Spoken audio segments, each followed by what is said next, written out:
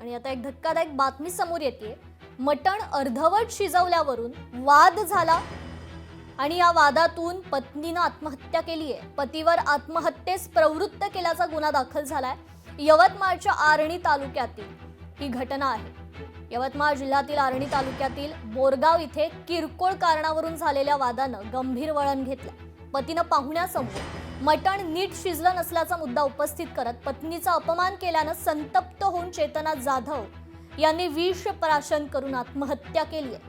या प्रकरणी पती मनोज जाधव याच्यावर आत्महत्येस प्रवृत्त केल्याचा गुन्हा दाखल करून अटक करण्यात आली असून पुढील तपास सुरू आहे। पती पत्नीचा वाद झाला होता। पतीने चिकन आणून दिलं आणि आपल्या मित्राला जेवायला बोलवलेलं होतं।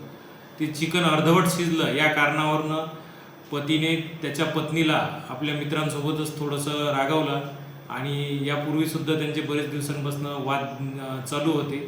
त्या कारणावरून त्याच्या पत्नीने पॉयझन घेऊन आत्महत्या केली। पत्नीचे जे काही नातेवाईक होते त्यांनी तक्रार दिल्यावरून पतीविरुद्ध 306 आत्महत्येस प्रवृत्त करण्याचा गुन्हा दाखल केलेला आहे। तपास चालू आहे।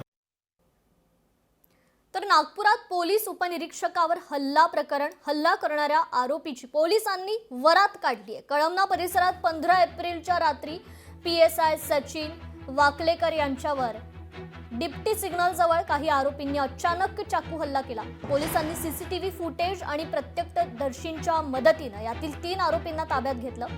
यात महेंद्र, धर्मेंद्र आणि सोनू अशी आरोपी मध्य प्रदेशातील छिंदवाडा येथील रहिवासी आहेत। या सर्व आरोपींची काल पोलिसांनी ही चांगलीच धिंड काढली।